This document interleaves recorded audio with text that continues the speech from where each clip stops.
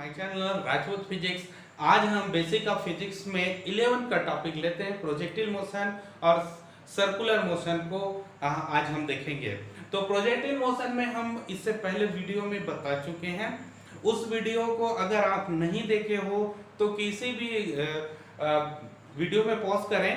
अब पॉज करेंगे तो यहाँ राइट साइड में आपको आई बटन दिखाई देगा। उस आई बटन को आप क्लिक करेंगे तो पूरे वीडियो या प्लेलिस्ट में देखेंगे तो पूरे वीडियो आपको 11th क्लास का दिख जाएगा। तो उसमें आप पहले वो वीडियो देख लें, उसके बाद ये वाला वीडियो देख लेंगे। तो चलिए हम प्रोजेक्टिल मोशन के अंतर्गत देखते हैं। मान लेते हैं कोई वाई हाइट पे चढ़ के कोई भी कण को या पिंड को इस डायरेक्शन में फेंक देते हैं, थ्रो करते हैं। यहाँ पे किस पे? एक्स अक्ष के समांतर, एक्स अक्ष के समांतर इसको थ्रो कर दे। तो थ्रो करेंगे तो क्या होगा? पहले तो बॉल या कोई भी पिंड हो इस डायरेक्शन में जाएगी, फिर उसके बाद धीरे धीरे वो क्या होता है, ग्रेविटेशनल फोर्स के कारण वो नीचे आ जाता है, गुरुत्वीय त्वरण के कारण वो नीचे गिर जाता है ना। और कुछ दूरी पर यानी एक्स दूरी पर जाकर वो टी टाइम में गिर जाता है। तो हम क्षैतिज दिशा में यानी हॉरिजॉन्टल पोजीशन में अगर हम चेक करें तो s equal to ut plus half at होता है। तो इक्वेशन ऑफ मोशन का सेकंड इक्वेशन है ये। तो यहाँ से s इक्वल टू x, क्योंकि x डायरेक्शन में x डिस्टेंस क्या है, इनिशियल वैल्यू वेग का प्रारंभिक मान u है, और त्वरण एक्सेलरेशन 0, क्योंकि x अक्ष के अनुदिश कोई भी एक्सेलरेशन नहीं है। एक्सेलरेशन ऊपर या नीचे होता है, ऊपर गया तो -g और नीचे आया तो +g। ओके, तो ये वैल्यू हम यहाँ पे रख दिया। तो x इक्वल टू आपको मिलेगा ut, so t equal to मिलेगा x upon u। Okay, now अब हम y डायरेक्शन में देखें, यानी ऊर्ध्वाधर दिशा में, वर्टिकल पोजीशन में अगर हम चेक करें तो वर्टिकल पोजीशन में क्या होगा? इक्वेशन ऑफ मोशन तो यही है, s equal to ut plus half at square. अब यहाँ पर s इक्वल टू कितने हाइट पे थे? y हाइट पे था, ये y हाइट में, तो y equal x equal to y हो जाएगा। u इनिशियल वैल्यू देखिए, प्रारंभिक वेग इस डायरेक्शन में है, x अक्ष के पैरेलल है, y डायरेक्शन में नहीं है, यानी ऊपर और नीचे नहीं है, इसके लिए 0 हो जाएगा। फिर एक्सेलरेशन को अगर देखें, त्वरण को देखें, त्वरण नीचे की ओर है तो +g, ऊपर होता तो -g। तो ये वैल्यू यहाँ पुट कर दें तो y equal to 0 into T plus half gt square, ये कैंसिल हो जाएगा, y equal to half gt square. ये t की वैल्यू यहाँ से पुट कर दें, तो t की वैल्यू यहाँ पुट करेंगे तो आपको मिलेगा y इक्वल टू, t की वैल्यू पुट कर दो, y इक्वल टू होगा 1/2g x upon u whole square. So y equal to होगा g upon 2u square x square.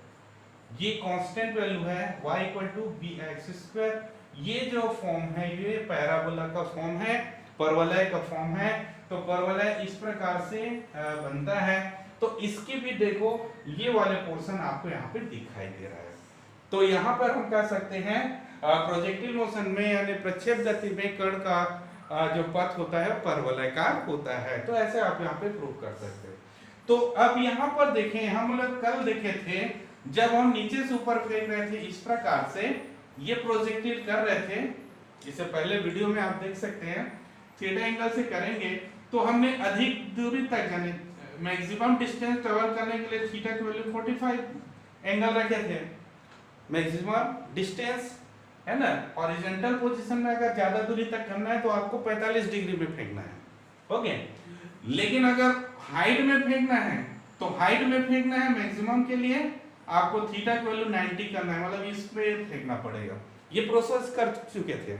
लेकिन अगर हम ज्यादा दूरी तक फेंकना है लेकिन कुछ ऊंचाई पर हैं हम लोग, तो कुछ ऊंचाई पर है और अपने को ज्यादा दूरी तक फेंकना है, जैसे हम लोग यहाँ पर y हाइट पे हैं और आपको ज्यादा दूरी तक फेंकना है, तब अगर आप 45 डिग्री में करेंगे तो आप ज्यादा दूरी तक ट्रेवल नहीं कर सकते। जैसे फॉर एग्जांपल ये 45 एंगल का है, ये 45 एंगल का है, तो 45 एंगल में अगर आप फेंकेंगे तो ये डिस्टेंस तो ज्यादा जाएगा, लेकिन उसके बाद ये वाला ऐसे जाकर गिर जाएगा।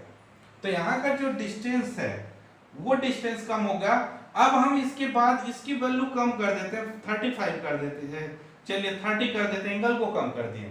तो एंगल को कम करेंगे तो ये वाला डिस्टेंस तो कम जाएगा, लेकिन इसके बाद ये वाला डिस्टेंस बढ़ जाएगा। ओके, तो यहां पर आपको क्या सीख मिली? तो यहां से आपको निष्कर्ष ये मिला कि जब आप कोई हाइट से किसी चीज को फेंकते हैं तो एंगल 45 नहीं करेंगे, एंगल को कुछ कम करेंगे, एंगल को कुछ कम करेंगे, मतलब 45 से नीचे करेंगे, तभी वो ज्यादा दूरी तक जाकर ट्रेवल करेगा।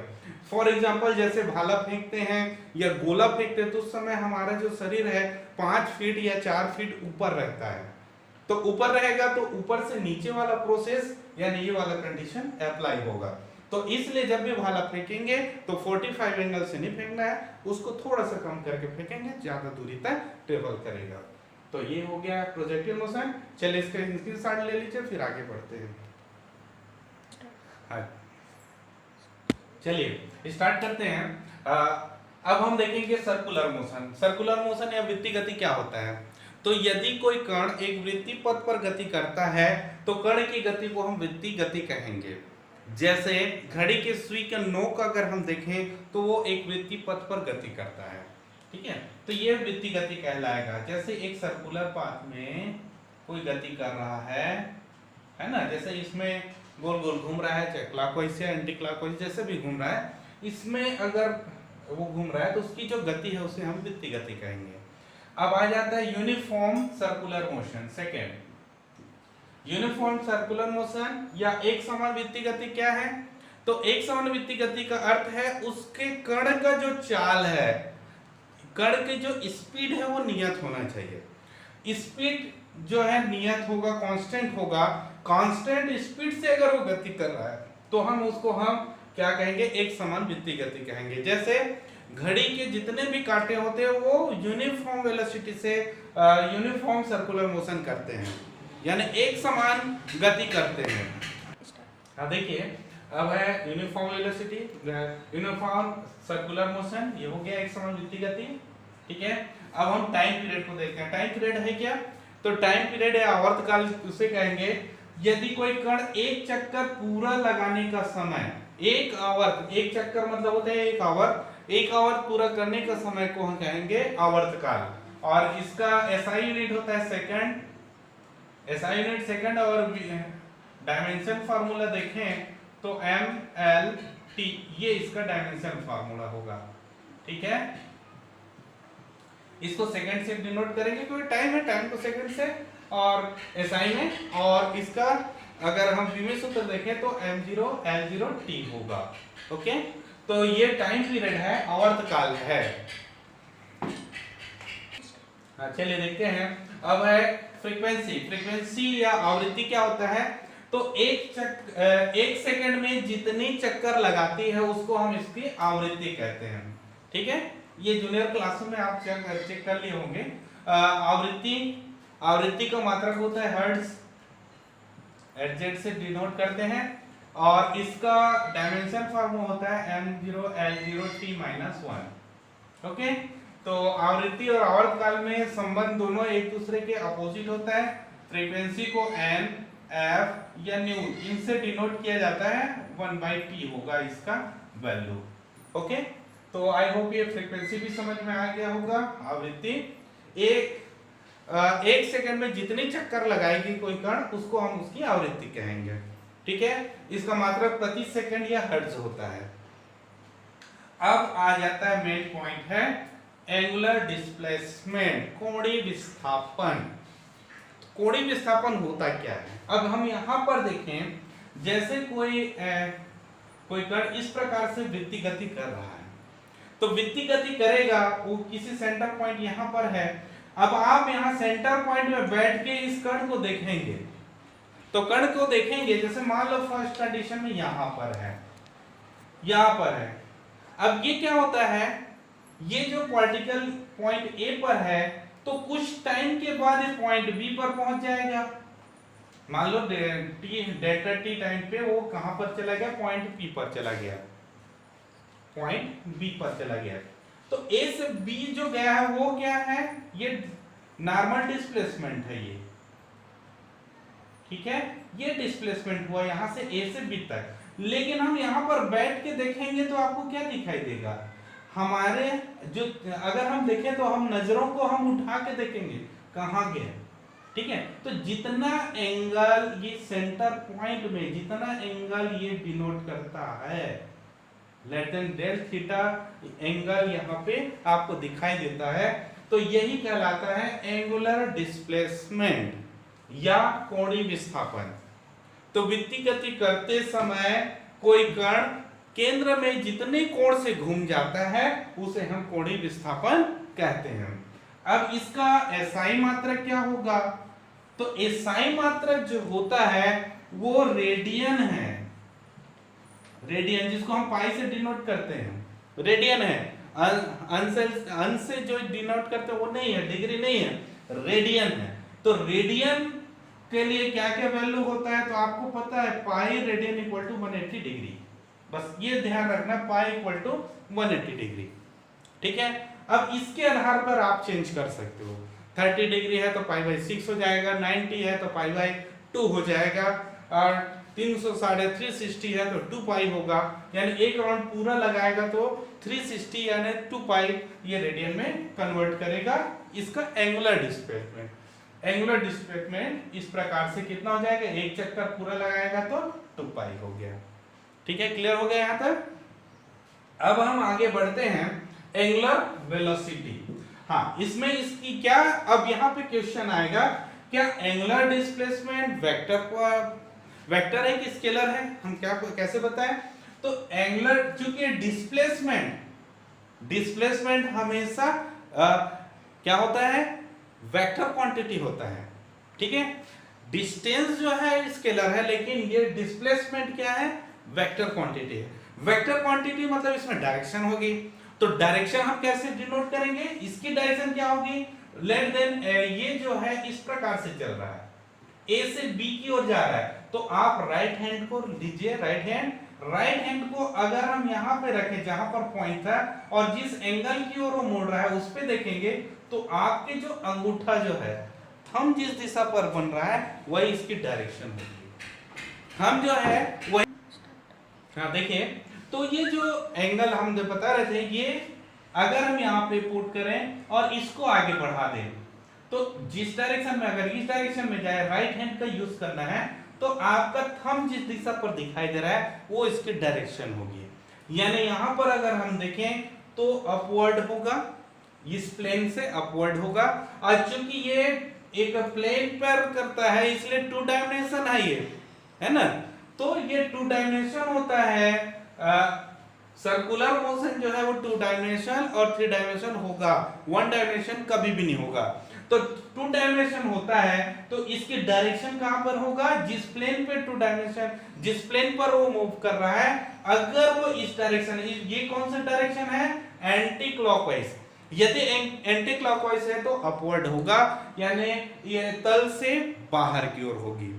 और यही अगर उल्टा है, विपरीत दिशा, मान लो ये कोई एंगल यहां से स्टार्ट किया A2, यहाँ P है और ये Q पर पहुंचा, इस डायरेक्शन पे जा रहा है, तो इसकी जो डायरेक्शन ऊपर से P से Q की इस डायरेक्शन में आ रहा है तो इसकी डायरेक्शन क्या हो जाएगी, ठीक है। ये अब राइट हैंड को स्टार्ट करें, राइट हैंड कहां से स्टार्ट हो रहा है यार, कहां से होगा, यहां पे रखेंगे हम, कहां पर, ये देखिए इस डायरेक्शन में, और ये ऊपर जाएगा, तो ऊपर जाएगा तो अंगूठा कहां चला गया, अंदर की ओर।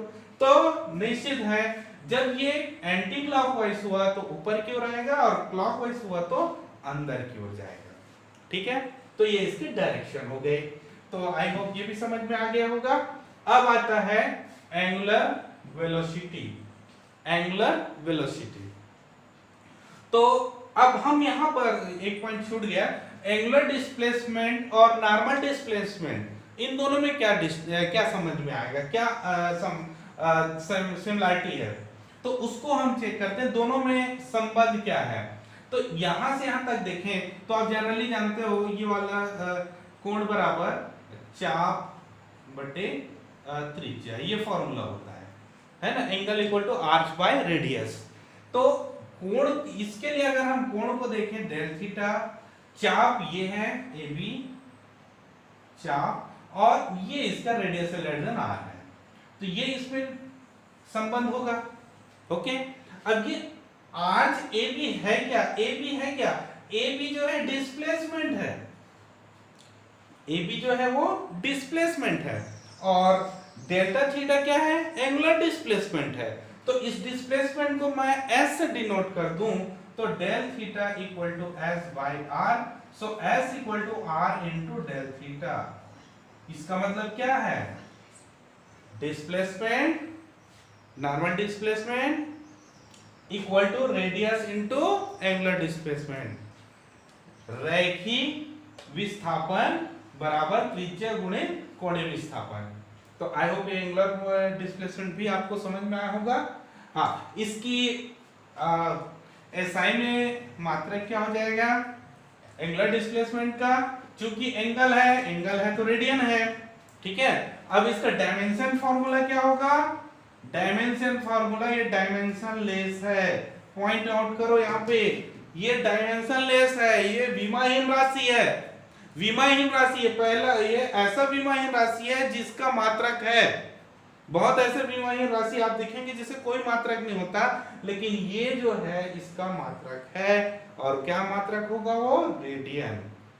ओके, चलिए पॉइंट आउट कर लो इसको। 16। हाँ चलिए अब देखते हैं एंगुलर वेलोसिटी। तो वेलोसिटी का फॉर्मूला तो आपको पता ही होगा, velocity equal to displacement by time, ठीक है। तो अगर हम देखें वेग बराबर होता है विस्थापन बटा समयांतराल, ये हम लोग जानते हैं, डिस्प्लेसमेंट बाय टाइम, ठीक है। तो ये सामान्य वेग के लिए है, रेखीय वेग के लिए है, रेखीय विस्थापन बटे रेखीय समयांतराल हो जाएगा। अब अगर हम ये एंगुलर वेलोसिटी है, कोणीय वेग है, तो ये वेग कोणीय वेग हुआ, सिंपल सा है, कोणीय वेग हुआ तो ये कोणीय विस्थापन आ जाएगा, कोणीय विस्थापन बटा समयांतराल।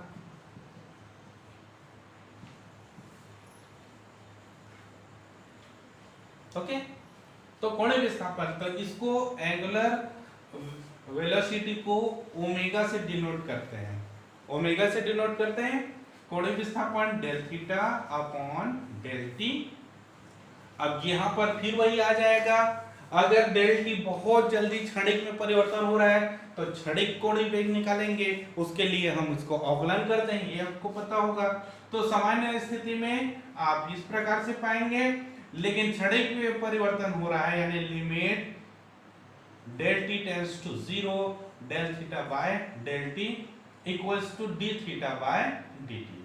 मतलब विस्थापन, कोणीय विस्थापन को एक बार अवकलन कर दो तो वेग मिल जाएगा, कोणीय वेग मिल जाएगा, जैसे हम सामान्य वेग में प्राप्त कर रहे थे। तो यहां पर भी देख लीजिए, इसका भी दिशा जो होगी वही होगा जो थीटा की दिशा है, मतलब कोणीय वेग की दिशा थीटा की दिशा में चलेगा, ये भी सदिश राशि है, ठीक है। और इसकी डायरेक्शन क्या होगी, अगर एंटी क्लॉकवाइज जा रहा है तो बाहर की ओर अपवर्ड, और क्लॉकवाइज हुआ तो अंदर की ओर, इसकी डायरेक्शन होगी। ओके, हाँ, इसका एसआई में हम यूनिट देखें तो क्या होगा। अब देखो एसआई यूनिट, ऊपर का यूनिट क्या है, इसका यूनिट होता है रेडियन, और नीचे का यूनिट होता है टाइम का सेकंड है, तो रेडियन पर सेकंड इसका एसआई यूनिट होगा। ओके, रेडियन पर सेकंड इसका एसआई यूनिट। तो ये हो गया इसमें। अब हम आ जाते हैं कोणीय वेग और रेखीय वेग में संबंध। कोणीय वेग एवं रेखीय वेग, और रेखीय वेग में अगर हम संबंध देखें तो क्या होगा, सिंपल ही है। अब हम देखते हैं कोणीय वेग और रेखीय वेग का, चूंकि कोण बराबर चाप बटे त्रिज्या से, इससे जस्ट पहले देख लिया डेल थीटा इक्वल टू चाप A B by radius. Okay, अब इसको टाइम से डिवाइड कर दिया जाए तो 1 by R into A B by del T time से। अब ये जो है बहुत ही क्षणिक परिवर्तन हो रहा है, तो लिमिट ले लीजिए del T tends to 0 del theta by del T. तो क्षणिक परिवर्तन तो इसके रेडियस तो नहीं बढ़ रही है, वो उसका स्पीड कम ज्यादा हो रहा है ना, तो ये रेडियस नहीं बढ़ रही है, यानी limit del T tends to समय पर डिपेंड नहीं करेगा, तो A B by del T.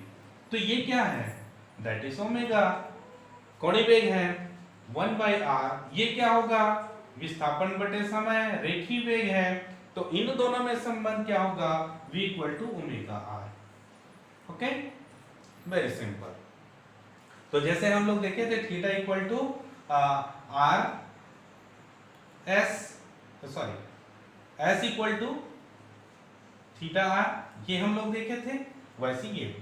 Okay, अब आ जाता है एक्सीलरेशन, एंगुलर एक्सीलरेशन। तो जैसे सामान्य एक्सीलरेशन का सामान्य त्वरण होता है, वैसे यहाँ पे कोणीय त्वरण मिलेगा। कोणीय त्वरण क्या होगा, तो सिंपल ही है, कोणीय त्वरण बराबर क्या होगा, कोणीय वेग में परिवर्तन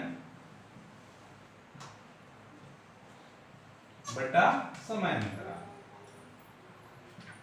ठीक है, जैसे त्वरण बराबर क्या होता है, वेग में परिवर्तन बटे समानांतराल, तो कोणीय वेग में तो कोणीय शब्द आ जाएगा, इसको अल्फा से डिनोट करते हैं, है ना, त्वरण को ए से, तो इसको अल्फा से। तो कोणीय वेग में परिवर्तन अंतिम वेग है let then vt omega T, और प्रारंभिक वेग है ओमेगा 0 इनिशियल, और टाइम पीरियड क्या है t minus 0, that means alpha equal to है क्या, del omega upon del T. ये चेंजेस बहुत ही यूनिक हो रहा है, बहुत ही टाइमली चेंज हो रहा है, यानी इंटेंसिवली है।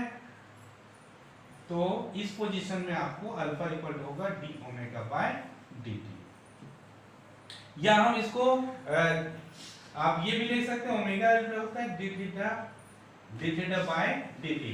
ये वाला यहाँ पे पुट करेंगे तो अल्फा इक्वल होगा D square theta by D T square. That means इसका मतलब ये है, कोणीय वेग को अगर विस्थापन का डबल डिफरेंशियल कर दें तो आपको त्वरण मिल जाएगा, ओमेगा का एक बार डिफरेंशियल करें तो भी आपको त्वरण मिल जाएगा।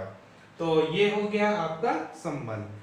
ऐसे ही आपका इसमें भी संबंध मिल जाएगा, अल्फा और ए में संबंध अगर निकालें तो ओ भी निकल जाएगा। चलिए इसको इंसर्ट कर लीजिए। चलिए हम अब देखते हैं सेंट्रीपिटल एक्सीलरेशन, अभिकेंद्री त्वरण को। तो जब हम कोई कण एक वृत्तीय पथ पर गति करता है, तो वृत्तीय पथ पर गति करता है तो इसकी डायरेक्शन कहां पर होगी, इसको हम देख चुके थे। तो ये लेट देने r रेडियस का एक वृत्तीय पथ पर कोई कण गति कर रहा है, गति करते समय कण a से b तक पहुंचता है, और यहां तक पहुंचने में इसका एंगुलर जो डिस्प्लेसमेंट होता है डेल थीटा है, ठीक है, और यहां से यहां तक के डिस्टेंस को हम डेल s ले लेते हैं। चलिए a से b तक के डिस्टेंस डेल s। ओके, तो देखिए ये यूनिफॉर्म वेग से तो गति कर रहा है, यूनिफॉर्म एक्सीलरेशन है, एक समान वृत्तीय गति है। तो एक समान वृत्तीय गति में आप देखेंगे तो स्पीड कांस्टेंट होगा, लेकिन वेग कांस्टेंट नहीं होगा। ओके, चाल स्थिर होगा, वेग स्थिर नहीं होगा। क्यों? क्योंकि चाल और वेग, अगर हम एक लाइन में अगर गति करें तो इसमें हम वेग को हम कांस्टेंट रख सकते हैं, चाल को भी कांस्टेंट रख सकते हैं, ठीक है, यानी स्पीड और एक्सीलरेशन दोनों कांस्टेंट हो सकता है। लेकिन अगर वो एक लाइन में ट्रेवल करे, तो एक लाइन में मोशन करेंगे, गति करेगा, तभी कंडीशन ठीक है। लेकिन अगर वृत्तीय गति करता है तो उस समय स्पीड कांस्टेंट होगा, लेकिन वेलोसिटी कांस्टेंट नहीं होगा। क्या रीजन है? तो रीजन ये है, मान लो ये 10 किलोमीटर प्रति सेकंड की स्पीड से चल रहा है, तो यहां पर इसकी डायरेक्शन भी बता दें, a टू b क्या है, तो वो वेलोसिटी हो जाएगा, दोनों की वैल्यू 10 होगा। लेकिन यहां पर अगर हम करें तो स्पीड 10 है, लेकिन इसकी डायरेक्शन हर पॉइंट में चेंज होगा। जैसे इस पॉइंट में देखें तो इसकी डायरेक्शन यहां पर मिलेगा, यहां पर देखें तो इसकी डायरेक्शन इधर मिलेगा। तो दोनों कंडीशन में डायरेक्शन अलग अलग है, भले स्पीड सेम है। यानी हम ये कह सकते हैं v1 इक्वल टू v2, यानी इसका जो रिजल्टेंट जो है, परिणामी जो है बराबर है, बट इसके डायरेक्शन अलग अलग है। ओके, तो इस कंडीशन में हम देखेंगे, तो इस कंडीशन में देखिए इसका स्पीड तो कांस्टेंट है लेकिन वेलोसिटी अलग अलग होती है। तो वेलोसिटी अगर अलग है तो त्वरण उत्पन्न होगा। ओके, और वही त्वरण कहलाता है सेंटीपिटल एक्सीलरेशन या अभिकेंद्रित त्वरण।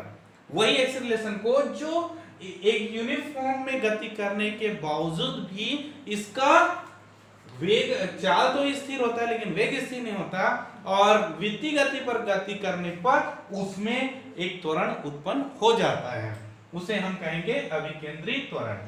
तो चलिए अभिकेंद्रित त्वरण के लिए हम देखते हैं। तो चलिए मान लेते हैं यहाँ पर v1 वेग से जा रहा है इस डायरेक्शन में और ये v2 वेग से इस डायरेक्शन में गया, इन दोनों को हम यहाँ पे मिला दें तो ये जो एंगल है वही एंगल यहाँ पर बनेगा, डेल थीटा। कैसे बनेंगे तो देख लो, ये 90 डिग्री, ये 90 डिग्री, 180 डिग्री हुआ, तो इन दोनों का सम भी 180 होगा। तो इन दोनों का सम भी 180 हुआ, तो यानी ये theta minus pi minus del theta हुआ, और ये वाला एंगल भी 180 है, तो ये फाइनली थीटा हो जाएगा। तो हम ये वाले पॉइंट को, इसको मैं पॉइंट टी दे देता हूं, इस पॉइंट को मैं टी दे देता हूं, इस पॉइंट को हम बाहर निकाल लेते हैं। चलिए, ये पॉइंट टी है, ये v1 की डायरेक्शन है और ये v2 की डायरेक्शन है, लेट दें। तो यहां से यहां तक इसको हम वेक्टर क्वांटिटी से अगर देखें तो इसको मैं मान लेता हूं डेल v, लेट दें। तो इनमें संबंध क्या होगा, तो संबंध देख लो, v2 is equal to, vector में देखें तो v1 प्लस डेल v, ये कंडीशन होता है, v1 plus del. Vector sum है तो डेल v इक्वल टू क्या होगा, v2 माइनस v1। ठीक है, तो इसकी वैल्यू आपको मिल गया। ये वाली एंगल कितना है, डेल थीटा है। ओके, ये डेल थीटा है और वो है। अब चलिए यहीं से हम स्टार्ट करते हैं। यहां पर देखें तो ये इसका आर्च है और ये इसका एंगल है। तो चलिए कोण बराबर चाप बटे त्रिज्या से यहां से स्टार्ट करते हैं। तो कोण कितना है, डेल थीटा, चाप कितना है, डेल v, और त्रिज्या कितना है, ये दोनों वो सेम है क्योंकि स्पीड तो सेम है, दैट मींस v। ओके, अब बोथ साइड में डेल थीटा का डेल t कट है, यहाँ पे वो कर दो,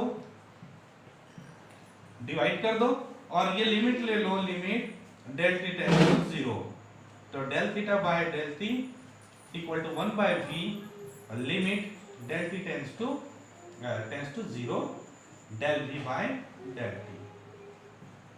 तो ये वाले वैल्यू हो जाएगा ओमेगा 1 बाय v, ये वाले जो होगा एक्सीलरेशन, देख लो वेग बटा समय है यानी त्वरण है, तो acceleration. So a equal to हम मिलेगा omega v, equal to omega v, और अभी हम लोग निकाले थे v इक्वल टू होता है ओमेगा r, ये वाला वैल्यू यहाँ पे पुट कर लो, तो a इक्वल टू होगा omega into omega r, that means omega square into r, ये एक्सीलरेशन मिला। फिर अगर हम यहाँ से ओमेगा की वैल्यू निकालें तो v बाई r होगा, ये वैल्यू इसमें पुट कर दें तो a equal to v by r into v, that means v square by r। तो ये जितने भी फार्मूला मिलते जा रही है ये सब क्या होगा, सेंटीमीटर एक्सीलरेशन है। अब इसको सेंटीमीटर क्यों कहते हैं, अभिकेंद्री क्यों कहते हैं, क्योंकि इसकी दिशा केंद्र के अनुदिश है। अब केंद्र अनुदिश कैसे होगा, इसकी डायरेक्शन कहां पर मिल रहा है, यहाँ पर, यानी इसको अगर अंतर करें तो इस डायरेक्शन मिल रहा है। अब यहाँ पे लिमिट हमने क्या लिया, लिमिट क्या लिया, डेल टू टेंड्स टू 0, बहुत ही 0 है, यूनिक है। तो जब ये डेल t समय 0 होगा तो आप यहां से देख लो, अगर ये टाइम 0 हो गया तो टाइम 0 हुआ तो ये जो दोनों पॉइंट है लगभग एक के ऊपर एक रहेगा, यानी एक के ऊपर एक रहेगा, तो ये डेल थीटा भी है वो भी 0 हो जाएगा। ठीक है, ये भी 0 हुआ, तो अब हम यहां से देखें ये दोनों एंगल इक्वल है, चलिए ये दोनों को थीटा थीटा ले लेते हैं, ये डेल थीटा है। तो यहां से अगर हम स्टार्ट करें इस पोजीशन में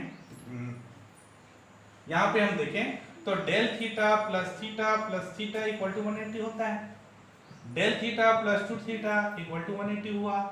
सो थीटा इक्वल टू तो 0 हो रहा है कौन सी कंडीशन में, जब डेल टी 0 है तो 0 हो गया तो 2 theta plus equal to 180। So theta equal to क्या होगा 90 मींस दैट पाई बाय 2। तो इसकी डायरेक्शन क्या, इसकी थीटा का 90 हो गया, 90 क्या होगा मतलब ये दोनों जो है एक लाइन पे आ गया v1 और v2 और ये इस डायरेक्शन में यानी परपेंडिकुलर हुआ तो ये दोनों काम होगा कि ये एकदम परपेंडिकुलर मतलब ये अंदर क्यों रहेगा, मतलब वृत्तीय गति करते हुए कहीं पर भी पॉइंट में देखें तो त्वरण की जो दिशा है वो अंदर की ओर होता है। यानी एक्सीलरेशन की डायरेक्शन अगर हम देखें तो चाहे अपवर्ड हो या चाहे क्लॉकवाइज घूमे या एंटी क्लॉकवाइज घूमे उसकी डायरेक्शन कहां पर होती है, सेंटर पॉइंट की ओर होती है। तो इसीलिए इसको सेंट्रीपिटल एक्सीलरेशन कहते हैं। आई होप आज ये टॉपिक समझ में आया होगा। अगर और आपको समझना है तो हमें कमेंट्स करें और हमारे चैनल को सब्सक्राइब जरूर करें। Thank you.